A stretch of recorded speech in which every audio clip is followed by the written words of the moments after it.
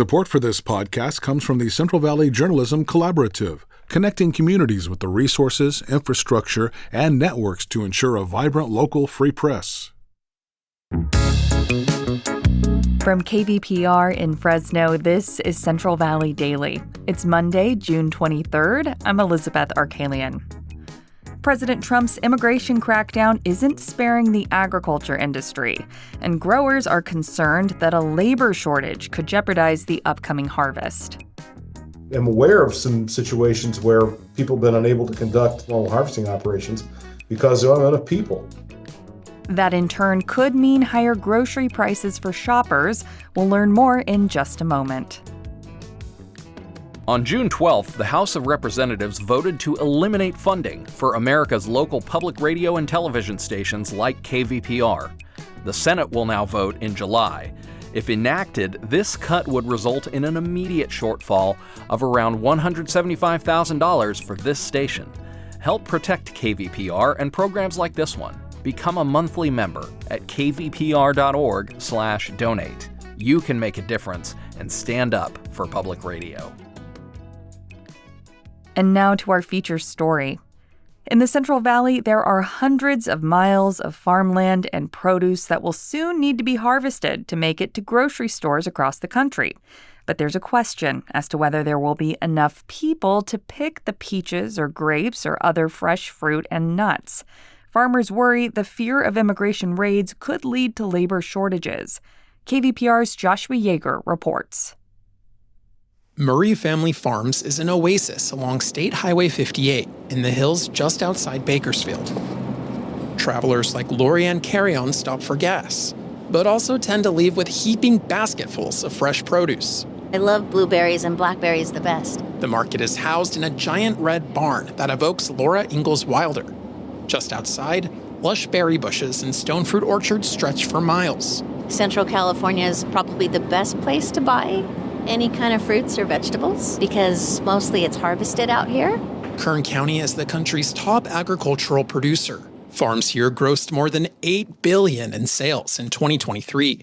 But growers are sounding alarm bells across this region, often referred to as the nation's fruit basket. We're concerned about the disruption of food production. Brian Little is with the California Farm Bureau. He says fear caused by President Trump's immigration policies is sparking labor shortages in the state's agriculture industry. I'm aware of some situations where people have been unable to conduct normal harvesting operations because there aren't enough people and their employees don't want to go out, don't want to go to work, but they can avoid it. If crops are left to rot in fields or packing houses during the upcoming harvest, Little says grocery prices could surge. When a clamshell full of strawberries costs $8 or $9, how do you think consumers are going to react to that? I'm guessing not well. Last week, President Trump suggested the agriculture industry might be spared from his immigration crackdown. But any thought of exemption was short-lived. Days later, the Department of Homeland Security confirmed there had been no change in policy. The mixed messages came as no surprise to many Central Valley farm workers, including Alejandra, who asked that only her first name be used because she hasn't obtained legal status. There's a lot of whiplash. One day the president says he's going to attack, and then the next day he changes his mind, while the migration agents are doing something else entirely. Earlier this year, Cal Matters found that dozens of farm workers without criminal records were arrested in a Kern County Border Patrol operation. And recent videos showing federal agents on farms renewed Alejandra's concern. I have bills to pay and a kid to feed, so I'm going to work. But I'm going to work with a lot of fear. Some 75% of all farm workers in the state are here without legal status, according to research from UC Merced. That heightens the stakes, not just for Alejandra, but also shoppers. Without us, people won't be able to get those basic fruits and vegetables on their table.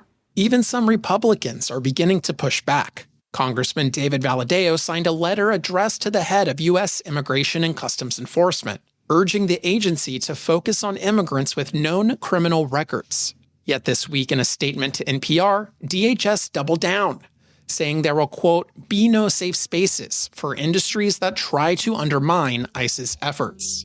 For KVPR News, I'm Joshua Yeager in Bakersfield. And Joshua joins me now to discuss his reporting a little further. Hey, Josh. Hey, Liz. So to start, I'd like to hear more about your reporting process for this story. Why did you decide to head to Murray Family Farms? Well, I just thought it was like kind of a fun way to demonstrate the breadth and quality of, what we grow here in the Central Valley. Murray Family Farm, it's kind of like a Kern County institution. A lot of travelers stop there on their way from the desert. It's a big red barn, and it's just really quaint in a way that, I don't know, you don't really see too much these days anymore. And there's just, plums stacked high and everyone, commenting on how delicious they are. So I don't know. It just seemed like a good way to set the scene. Yeah, to set the scene. Exactly. I think many of us in the Valley probably have some of our favorite fruit stands as well. So that definitely is something many people will relate to. Now, President Trump has clearly reversed course more than once on immigration raids at farms, including here in the Valley. You spoke about this with Brian Little, who's with the California Farm Bureau. How does he say farmers are grappling with this uncertainty and the potential for raids? Nearly everyone I spoke to for this story told me they were not surprised by DHS's announcement.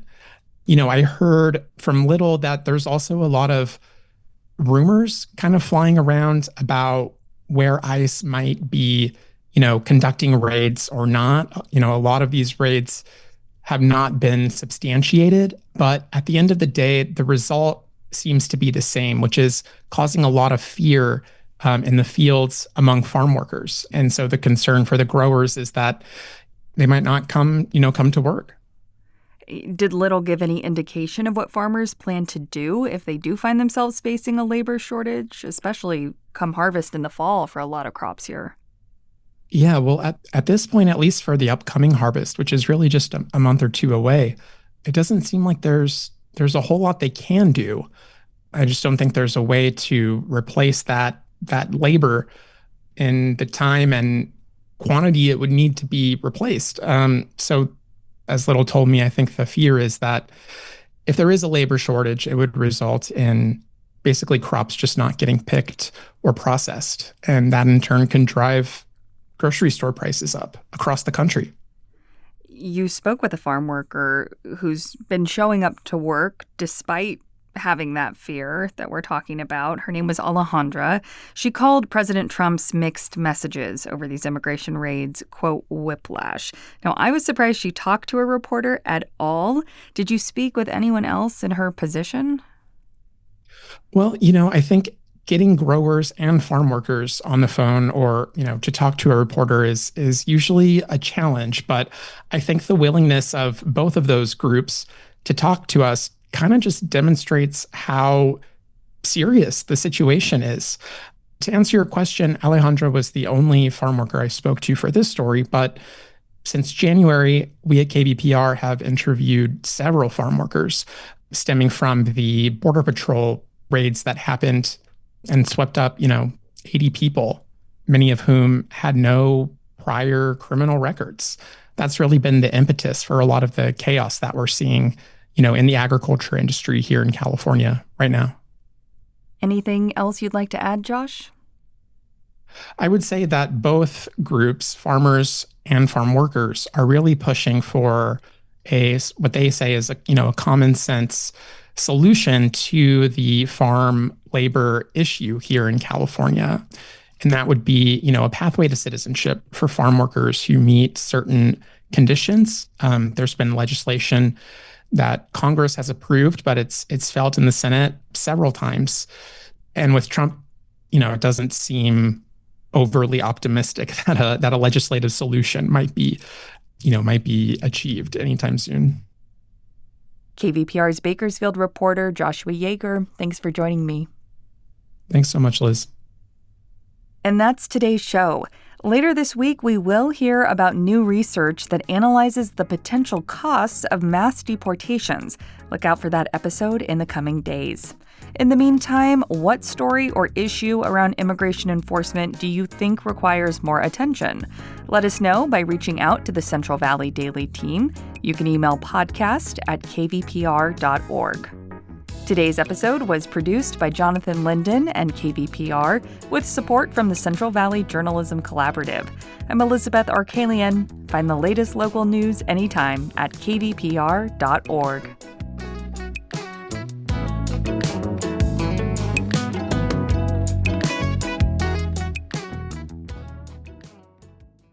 Planet Money helps you understand the economy. We find the people at the center of the story. Garbage in New York, that was like a controlled substance. We show you how money influences everything. Tell me what you like by telling me how you spend your money. And we dig until we get answers. I had a bad feeling you were going to bring that up. Planet Money finds out.